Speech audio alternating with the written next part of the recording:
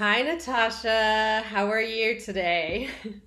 I'm wonderful. I just feel really grateful to be in your company. Oh, good. Me too. I'm always I love being around you because, yeah, like I said this so many times to you, but you just really radiate joy and light. Aw, Yeah. And thank you. Well, we yeah. see that in each other. It's Yes. lovely. Yeah, absolutely. First, I'd love to talk about, you and your work. I've done the introduction in the blog of who you are, what you do.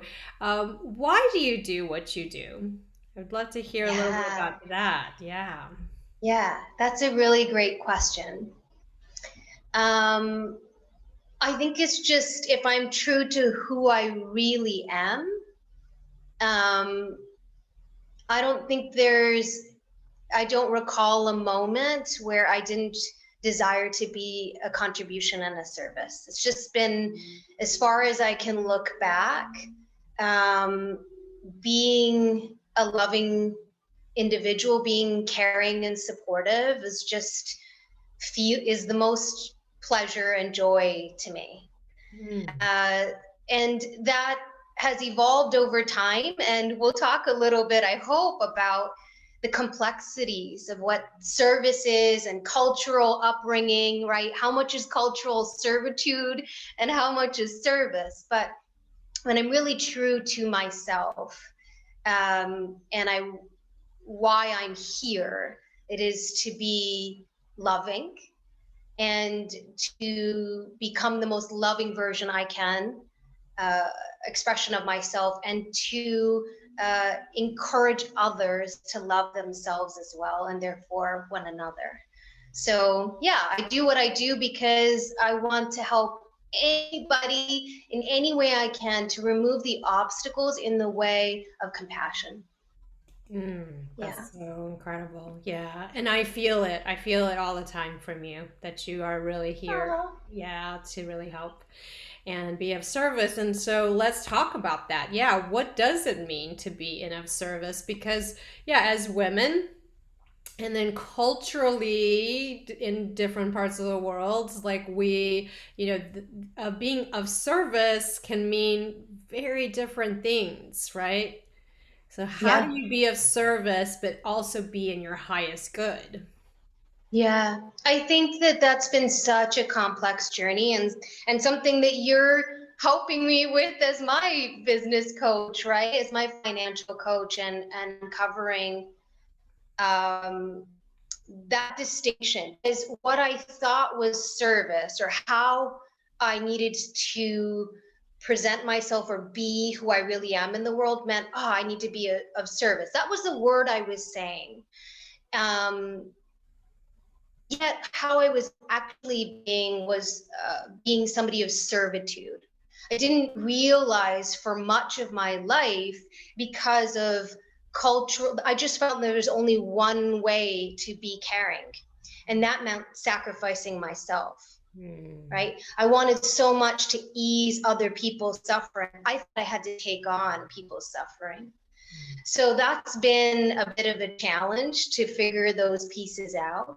Culturally, I grew up in a Muslim home, an Ismaili Muslim home. So we're much more liberal on the Muslim front, but a Muslim home nonetheless. And so the role of a woman, what it is to be caring, um, what it is to be giving, and that often looked a lot like self-sacrifice. It Hmm. often, humility was very important. You may be anything in the world. Please be successful, but please don't ever be anything but humble. And that's been really something very challenging to me to navigate. Like, what does humility mean as a woman? What does that mean culturally? What does that mean successful wise? So it's very complex, all of those pieces. But what service means to me now is to fully honor my heart, my mission of compassion, first by filling myself up as much as I possibly can and purify myself with compassion. So it radiates out and inspires in that way, is healing in that way. That's been a real shift for me though. And it's still a practice that I hope to nurture all the way through, right? I think it's just the game, the practice, the joy I'd like my life to be about. Yeah, Yeah. that's so great.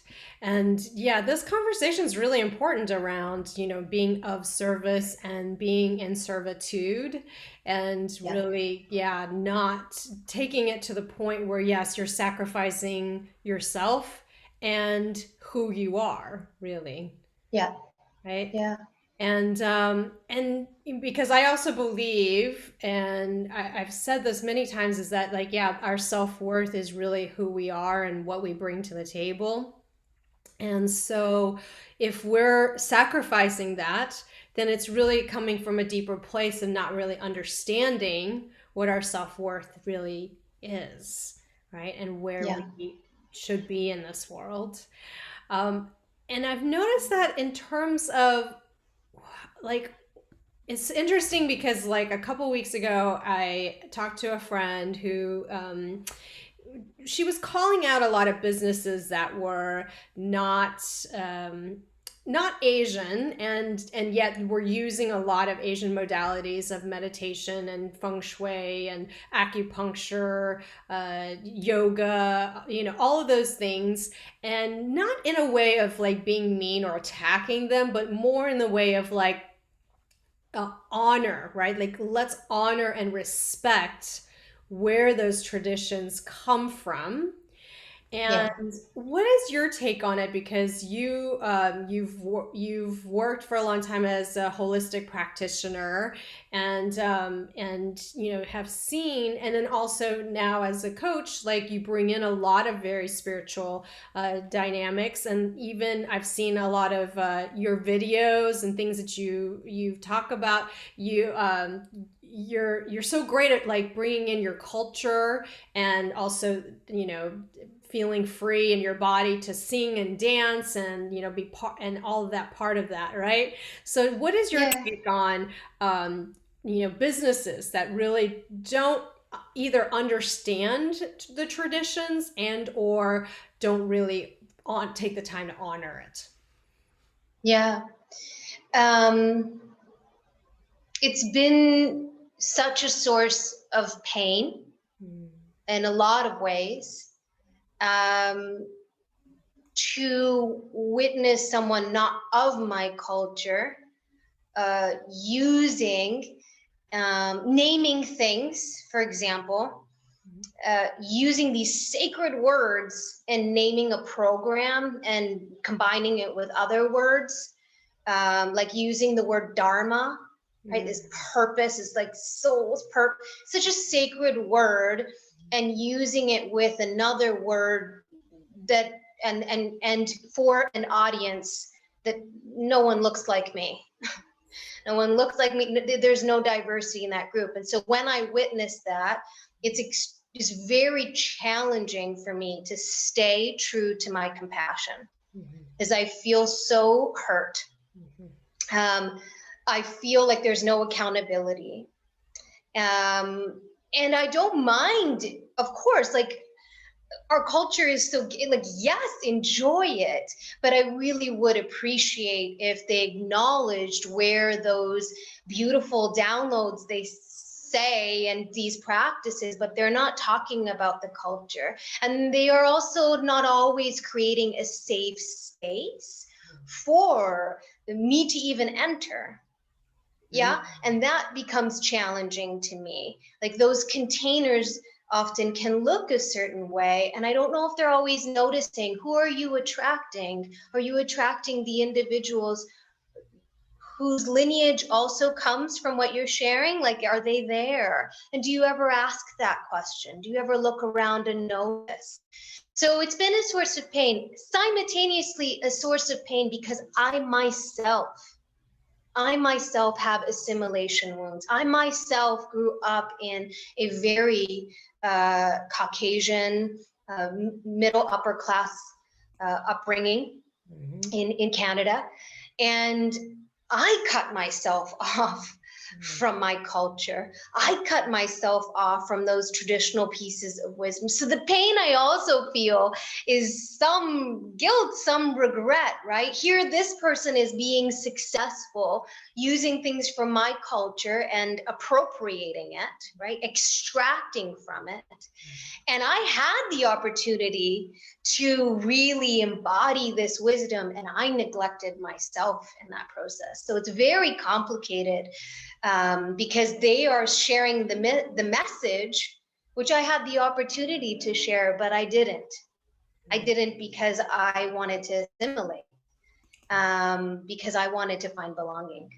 Mm. Yeah. That really resonates because yes, I grew up in Texas and in predominantly Caucasian environments, and yeah, there is a lot of like, as much as I'm proud to be, Taiwanese American, and yet there is that still that part of me that's struggled as a kid to just want to be American, right? Yep. And but no matter what, it's like, okay, this face, like no matter, like somebody sees me and then instantly thinks like, oh, she's, Chinese or Japanese. Even though they don't know exactly where I'm from, but there's that joke. And there's a King of the Hill episode that they like they actually say that. They're like, they asked an Asian family, are you Chinese or Japanese? And then he said, oh, we're from Laos. And then there was a pause, and then they go, are you Chinese or Japanese? Goodness. And the first time I ever heard that on that show, I was like dying Like, because it was so much of like me growing up. And King of the Hill is set in Texas as well, so it really reflected back to me. reflected Yeah, back. Yeah. Yeah. yeah. Yeah. And then in this conversation, what you're saying is like, yes, it is challenging. And then like what it reminds me of is like I had a conversation with my acupuncturist who is Asian, and she actually said to me when we first started working together, she said, "Oh, it's so weird to me that like there are so many Caucasian people who do acupuncture and who are really well known in the space, right? And then those of us who are Asian, who the practice is from Chinese medicine and it's been around for 3,000 years, and yet there are very few Asian people who are on that same level of like the big, huge wellness practitioners. And what do you think, like, in terms of one, yes, it is like a societal thing, but also like what is our personal responsibilities, right? Like what can we take personal responsibilities for in terms of getting to that place, right? Getting to the place where we are also being recognized for what we do and using modalities and understanding from our own culture. Yeah. Um, I definitely want to speak into the pain of that. Like, spirituality is so important to me, and it is so important to the upbringing and the lineage. Um, and my access to deeper spirituality, looking at those panels, again, they really didn't look like me. And that has been challenged for so long. I didn't fully want to recognize that, but felt off about it. And I put myself at a distance that I won't ever be able to get on those panels for whatever reason. Now, the personal responsibility is to actually honor the fact that I want to respect the culture and the traditions I came from, and also call out the toxic parts of my culture, and the issues with colorism and the issues with some of the traditions that suppress, right? And yet I want to honor the tradition. So the work I'm doing, my personal responsibility, is really deep diving into embracing yogic roots Really coming back to the Muslim faith, and asking my mother and my family more questions about the practices, and even practicing some of those practices to feel them and to be with them and to connect with them, and learning about the history of my background. That's my personal responsibility. And then sharing. So much of what I do now is really taking all these tools I've learned, right? Holistic wellness, urgent care, performance medicine, my lineage, and then all the ways in which I blocked myself off from my culture, or the wounds I have, the toxicity I face within my own religious upbringing, and speaking about it. That's my personal responsibility. Is I'm going to create a new sense of belonging, and I'm going to help others to find a new sense of belonging. And I want to talk about that it isn't black or white, or, it's not about that. It's about embracing just a new space, honoring what's there, speaking into honoring it, and then also sharing that that doesn't mean perfection. Yeah. Doesn't mean that we're higher than. It's just like every culture has incredible richness and beauty, and it also has a shadow. We have incredible beauty. We also have shadow, and there's nothing, that's not something I want to be ashamed about anymore. I think the perfectionism is part of the problem. So my personal responsibility is being bold, sharing my story with your help, sharing my story more, sharing about how I didn't fit in my own culture, but how I'm reclaiming my roots, right? Speaking out when I notice that somebody is using this beautiful wisdom that I know, and yet not honoring my culture, and boldly speaking up in a way, and compassionately, to say, hey, would you consider renaming your program? Because I don't know if you really know what this word means to our lineage. Or if you are, could you, you don't want to change it, could you speak to where this came from more, right? Where the inspiration came from more, so that it still honors the culture. That's what I'm taking on. That's incredible. I'm really feeling into that. Absolutely. And what I find so incredible about you and your work is that you do combine the different aspects that you're talking about, which is understanding where you come from, that lineage, right? The background, the cultures, and then also integrating it into mind, body, and soul. Yeah. Essentially. Yeah. Yeah.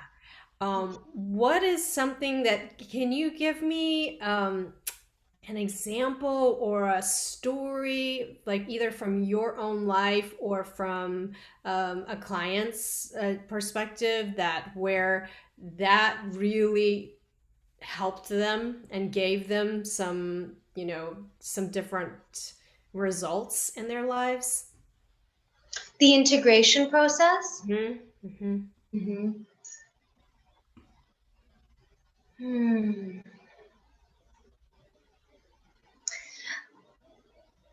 I think, though, there's so many, which one do I pick?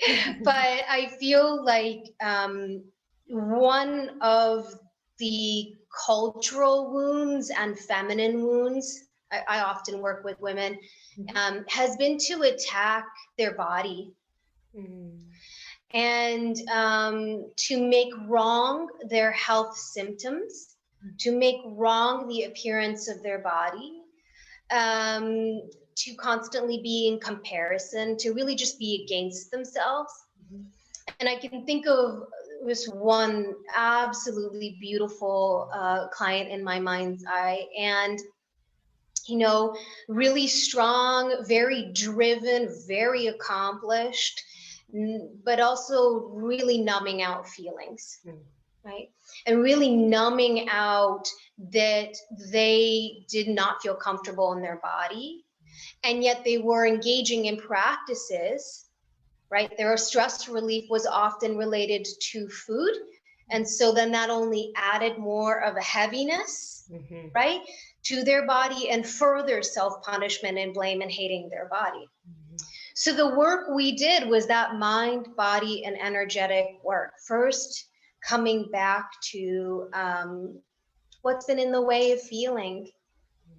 What's been in the way of feeling? Let's talk about numbness. What's all the fears about unnumbing? And so we worked on that.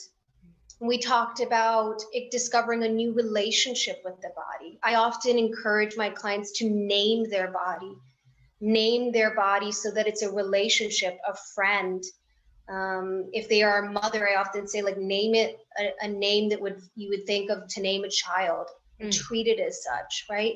So they could, and that's what we did here, really shifted the person's relationship to their body, and where it became a friendship, where it became a kindness, and starting to explore why were they hating their body. In this case, part of it was due to violence and trauma that they experienced. So part of it was taking on the abuser's abuse and still oppressing themselves. Part of it was racially related, where we're given a narrative of a one standard of beauty that will never be able to reach if you were born, in a certain form. So they felt that they could, so then it's just like they just took on that narrative of how they're not good enough the way they are, and just attack themselves even more. And so we brought in their core value of how they want to have a more inclusive world, and their social justice work, and realize, hey, you're doing the model of oppressing yourself. The more you don't love your body and accept it just the way it is and see it as beautiful, then it's going to be challenging for you to have the impact you want on a social justice level, right? How can we say that that Black lives matter, right? That brown lives matter, that any marginalized population, that we matter, if we are hating the skin and the body that we're in? I think that was something that was like, oh my goodness, I don't want my child to feel this way. Oh my goodness, I don't want to keep this oppressive narrative going, and I don't want to condone this behavior, so I will stop oppressing myself. And that was huge. Who that person has stepped into being is being a leader, loving their body and boldly saying such in groups and environments, inspiring others to do the same, raising their child to feel comfortable in their body and more expressive, and the child is more complimentary of themselves, and that's beautiful for them to witness. And that they've been really going into soul and energetic healing and heart healing, and they're doing it in slow steps. They're making it workable for their life. I think we think it's got to be this dramatic upheaval and everything's got to fall apart. It's like, no, what's the kindest thing you can do for yourself today? That practice is what unraveled all of that. It took a bit of time, but just where can you be a little bit more kind and loving in this moment? What are your values, and what do you want the world to look like? How do you create that for yourself, in your body, in your energy now? That's what unraveled that whole process. And it's just been, like I said, my whole thing is like transforming every facet of your life. Nothing is left untouched, because I really believe in that oneness consciousness. Yeah. Yeah, I feel that. And it felt emotional just even hearing about her, and that's one of those things. It's like as women of color, like how do you feel, like, are we still in the place of, I feel like the conversation has moved forward a little bit in terms of, like, we can look the way we look and be accepted. And then yet sometimes it still doesn't feel that way. And I know that you've talked a lot about it in terms of, like, I'm always like very surprised whenever you've mentioned that you've had your own issues with how you look, right? And when and I've said this to you, every time I see you, I'm like, you are like so gorgeous, like, you know, like a 10. and Oh, and then to hear you say that, it's like, oh, you've struggled with it. Of course, one, it's very relatable, and then two, it's also like, how do you see, yourself, and then like the bigger question around, like, how society is viewing ourselves as like women of color. yeah. I mean, it's been a long journey and a real a work in progress, right? We're all work in progresses. But it was interesting because when I was young, the making wrong about what I look like, a lot of it actually came from uh, my grandmother, from family members, from people in mosque, because I had a slightly different look. I am darker skinned, I have more curly hair, and I have a different body shape than is typical and that is revered, really appreciated within the South Asian. There's just so much colorism. It's really sad. Mm. And I get why that colorism is there, right?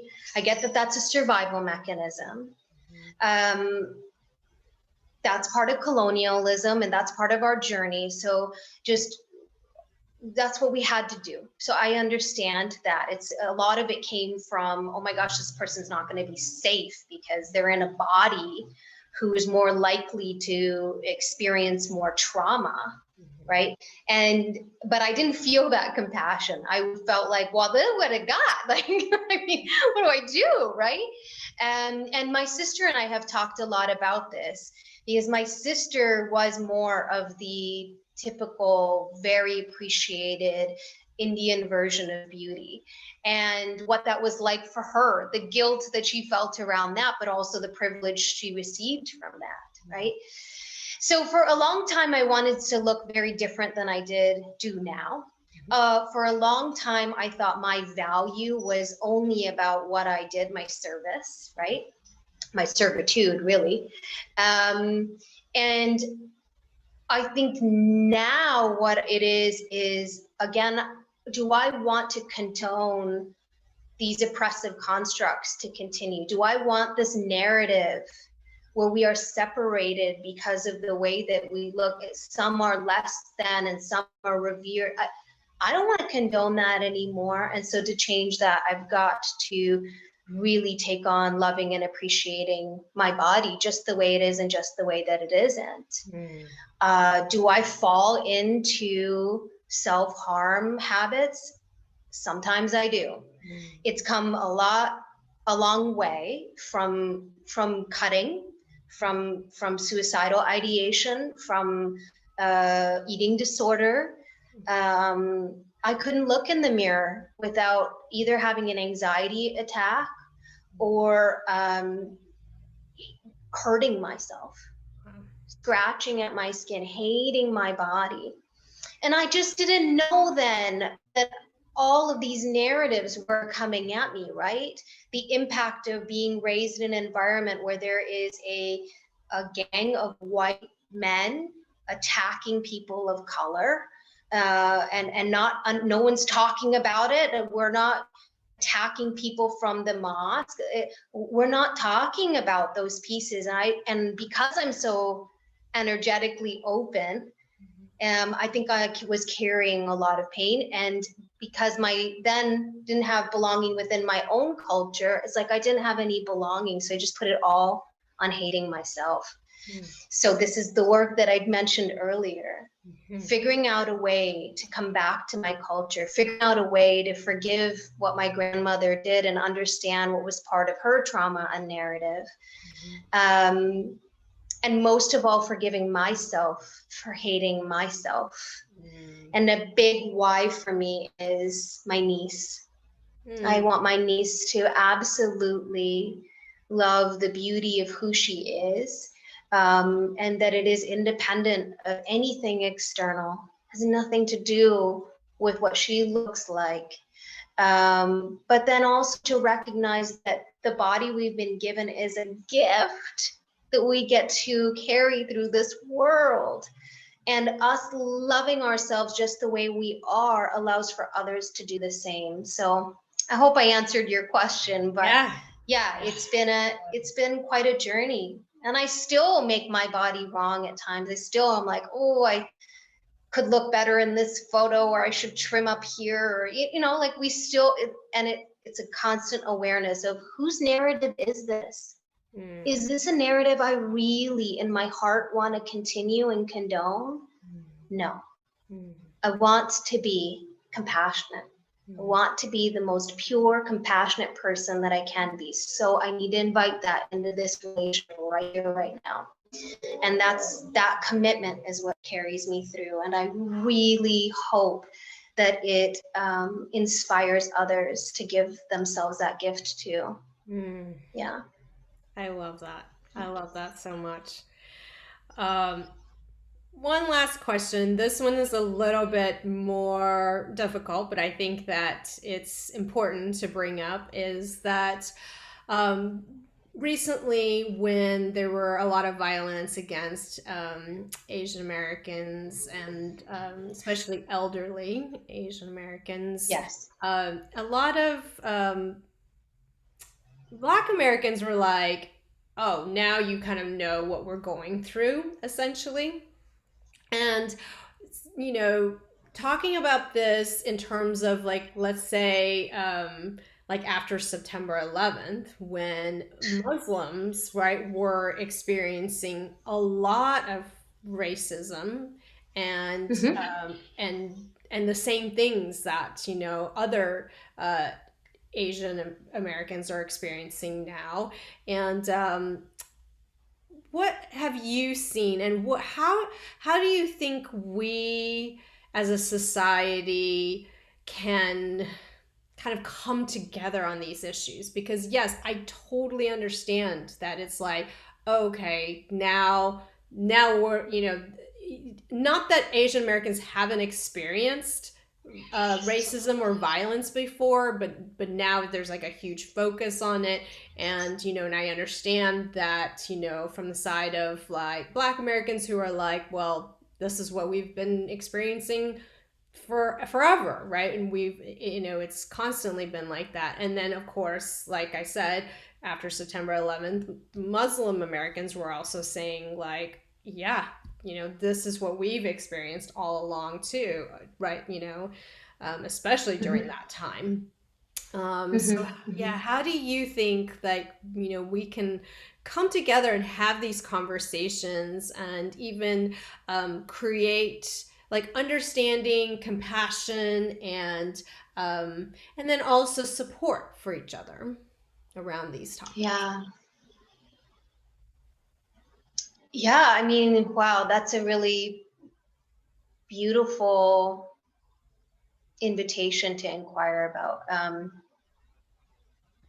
I think that compassion starts first with ourselves, and then listening to each other's stories. Um, and, I'll just take a tangent in that the privilege that I have to be able to even be in this conversation with you, to be able to even have the opportunity to have a voice. The Black communities have helped pave the way for that. Wow. Um, and I'll never know how incredibly painful their oppression has been. I have my stories. I know how horrific it's been for people of my culture, and yet I also know how toxic my own culture is, right? How colorism is significant in my own upbringing, in my own culture.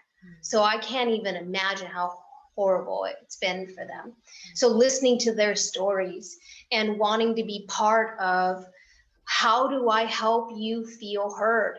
How do I help you feel seen and supported What is the best way I can show gratitude for how much you've done for my privilege? And how do I use the privilege I gained, whether through whatever means, to support others of color? That's what I want to do. Part of that has been education, right? So that I'm not going to them and asking them questions. I'm learning on my own, doing my own Google research, listening and paying to listen to those individuals share those stories. Whatever opportunities as my platform grows, to invite more people to speak their stories, and to also not downplay the pain that we're also dealing with, but to say, these are grief, you know what it's like to be judged for your vessel, you know what it's like to watch someone, an elderly person, that horrific pain. And media's desire to have, what was the word someone used? Like this sort of trauma porn of like, what? It's just, so I think it's a matter of coming together and really listening. And honoring the fact that our own cultures have colorism, have racism, and addressing that within our own cultures. We can do both. There's a really great, I think Brown Girl Therapy had a post. It's like how you can honor your culture and you can also call out its toxicity, right? Yeah. And you can start to learn about your lineage roots, and you can also integrate it with things that honor more of the world you want to see now. Like, you can do both. There is an and. And so I really who I want to be is somebody who's an and possibility. I want to hold space for Black communities and Black voices to share what they've been through and the pain that they feel, right?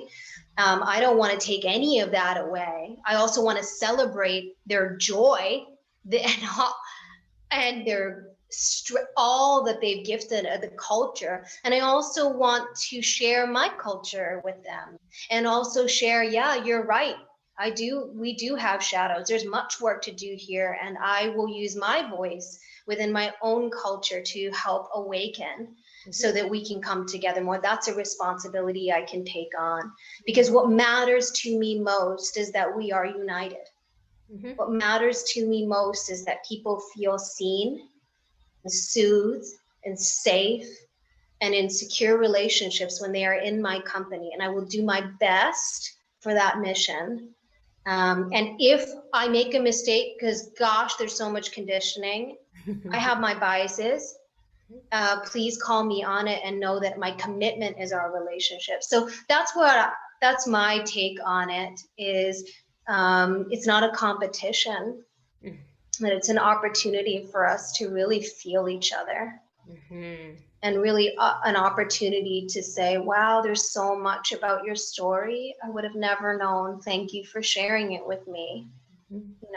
Yes. Yeah. And let's work together to get anything out of the way of our sense of unity and our prosperity. Yeah. Yes. That's beautiful. Yeah. How do you call out your own culture's toxicities without it triggering more racism, and or a misunderstanding that it's okay for, let's say, somebody who is not of your culture to kind of pile up and condemn it even more, or to add in their 2 cents on the conversation? I think I'm still learning. I mean, within my own family dynamic, my sister and I have really spoken up about it. My grandmother used to use terms like jungly, which means jungle girl, but what they meant by that was it was a derogatory term. Kali, like a black witch, is often used for darker skinned. A lot of the times people would come up to me or with family members and say, oh yeah, she's pretty for a dark girl. She's, you know, like stuff like that. And my sister and I speaking up, like, what do you mean by that? Right now, at that time I was so insecure, so in my case it was often my sister standing up for me. But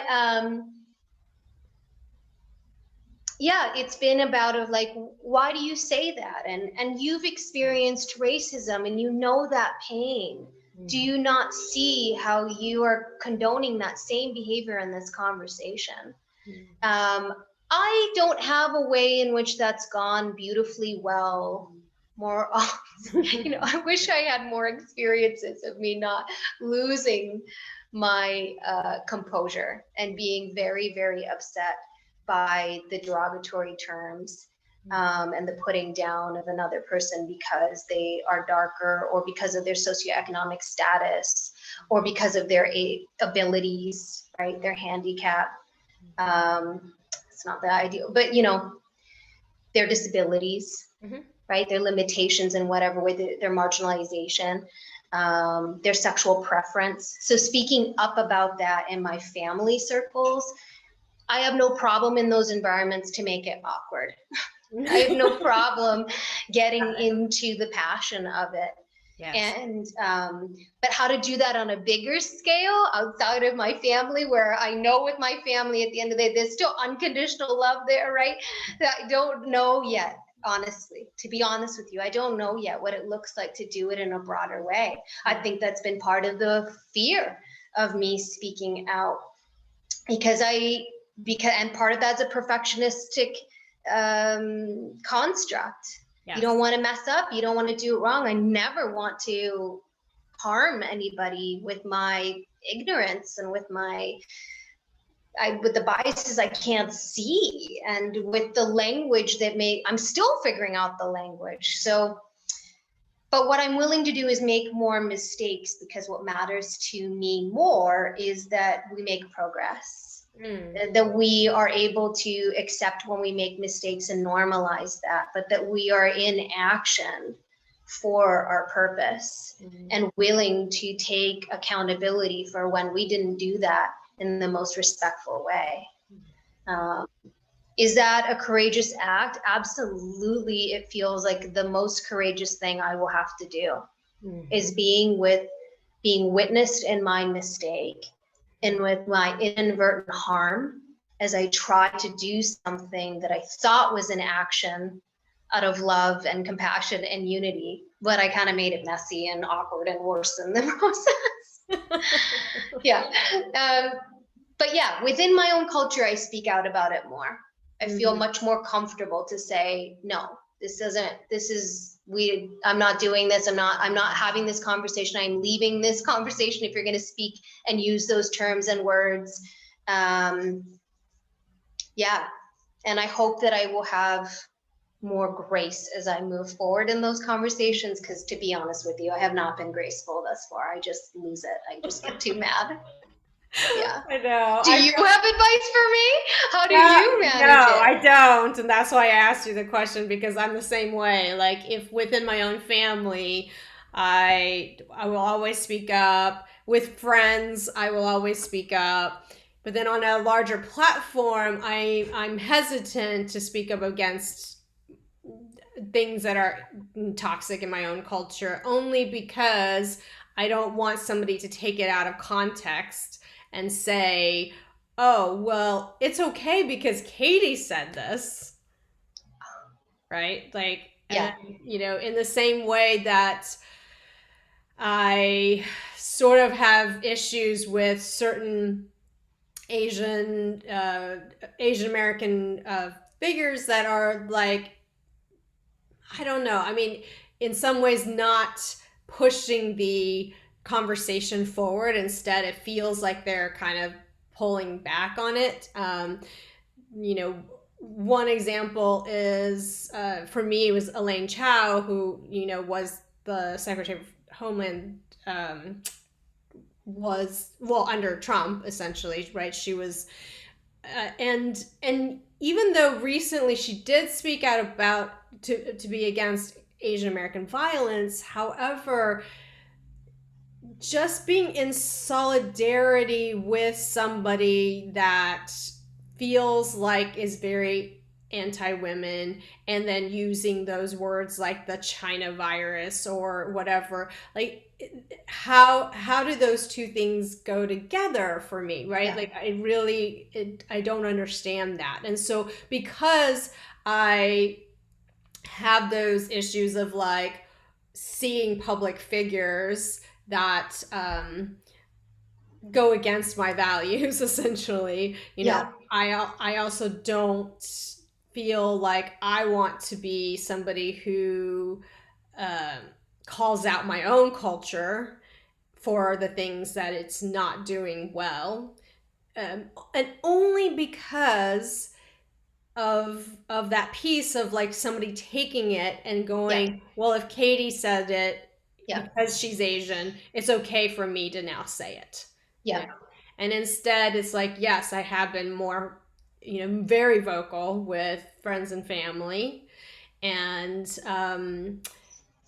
those conversations, same, right? Like, they usually don't end up being like super compassionate and graceful and the way I would normally interact with people. Right. Right? Instead, it's always like it comes from a place of Enraged. yes, Yeah. I need you to understand, and I'm angry about this, and I Yeah. don't think that this is right, and I do think that, even though I shouldn't be the one to educate, Yeah. but I'm coming from that place, and sometimes that's hard for other people to hear too, right? Yeah. When it's coming from that kind of energy as well. However, I do believe that there are times and places to be angry, Yeah. and to be able to use our anger to express certain things that may benefit other people. Yeah. Wow. Yeah. Yeah. Yeah. I think asking a lot of questions about why somebody has said something is helpful. Like, when I can keep my composure, that's helpful. When I Mm-hmm. can ask, like, why did you say that? Or have you ever, where do you think that came from? Like, those kinds of things are great. But I really appreciate what you just shared, is there are times, like, the part of the narrative is that we can't get angry. Mm-hmm. And that's a whole set of feminine wounds and emotional, that's how we have gotten through all of this, all of these horrendous events, is we've numbed out, Yes. you Yes. know? Yes. So, Especially, I mean, also women, especially Asian women, are taught, like, we're taught, right, growing up, that, like, almost like our voice doesn't matter as much, or it's better to be quiet and submissive and respectful, but respectful in the way that it is quiet and submissive. yeah, Right? yeah. And that's And being that's the girl. challenge. That is such a challenge, where we're up against uh, honoring these beautiful traditions, and in my case, like, what is it to be feminine, and exploring the energy aspect of femininity, and like teasing out some other narratives in there that are, how do you navigate that? That's new terrain. Really, Yes. it's new terrain for me, and that's where it's creating a new sense of honoring the totality of who you are, Yeah. right? A new sense of belonging, a new world that you're pulling into, that honors what is from the past and also releases what is no longer of service. Just as I think of a garden, just as I think of a forest evolving, right? There are, we're not always just in creation. There's a destructive phase here. We need to let go, and we need to talk about what we need to let go of as well. That doesn't mean that there isn't still beauty here and things to bloom, and bloom year after year after year, right? We get to have that. And we also need to trim things away and clear, So, yeah. Yeah, that's so good. It's so good. Yes. And just one last thing around, because I'm really focused, especially this month, of really highlighting and highlighting businesses with, people of color, but also with Asian American women, in the space. And I think, like, all women should work with you. Who are the types of people, like, who are your sort of ideal dream clients, people that you're like, yes, this work really helps bring all of those pieces together? Who are those people for you, like you were You describing? know, those that are really grappling with um, their, they believe in a holistic way of living, right? They really are propelled by a sense of purpose and wanting to be a contribution, right? They wish to be loving, kind-hearted, caring people. They want to make a difference in equality, right, and equity, and they want to make a difference in those spaces. And they notice that that is hard to embody within their own self. They want to be a leader and they want to have wellness in their life, and yet they are practicing patterns and habits that compromise their well-being. The businesses that they are part of or own, right? They want to be leaders there, and yet they're using old patterns of leadership that are not aligned with their core values or their wellness. So those are the people that I love to be with, because there's so much of an opportunity to help them reconnect more with who they are. Them loving themselves, they can see, is so much a part of their purpose, right? They just need a little bit more support in integration, right? And that they want to do that and bring it to their leadership spaces. They want to do that to create a world that is well, right? Um, those are, did I answer that? That's what I see as a vision. It's a bit more esoteric perhaps, but I think the person that would hear that would know if it was them. No? Yeah, I Yeah. agree. Yeah. And it's like, and for most of us who work for ourselves in our own businesses, there is this societal pressure, this like thinking, this the masculine thinking of, I gotta just do work, Yeah. work. Yeah, like work hard. You're constantly grinding, Yeah. in order to actually make this all work. And Yeah. yet, it's not really about that. I know that from an energetic, like, money perspective.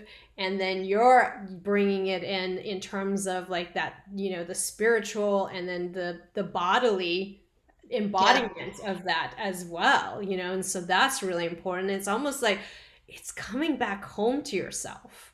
It's exactly that. That's what I share. Yes, that's exactly that.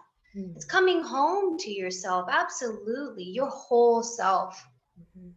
And that isn't a perfect place. It's not a perfect place or this idealized word. It is perfect in that it is beautiful just the way it is. But yeah, it is a real homecoming. And in that, so much opens up as possibility, Yes. right? When you come Yes. home to yourself, when you can ground and settle in. From there, it's amazing what's possible. Yeah. Great.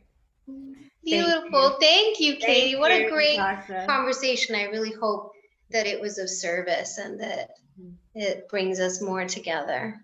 I agree. I think Gives it, us courage to speak about things that we still don't have all the language around. And right. that's okay. It gets Right, to and be that's okay. messy. Yeah, that's what this conversation, yeah, these conversations are about that. It's like we don't know all the answers, and yet it's still important to come together and have these conversations, even if they may be sometimes difficult, or sometimes we're like, I don't really even know. Yeah. I don't know. I'm Yeah. figuring it out. Do you Yeah. have tips? Yeah, great. Yeah. Let's share. Yes. Right? Yes. Yeah. Yeah. Yeah, let's share. Awesome. Thank you. Thank you so much. Yeah, deep gratitude for you. Same, my Yay. friend. Yay.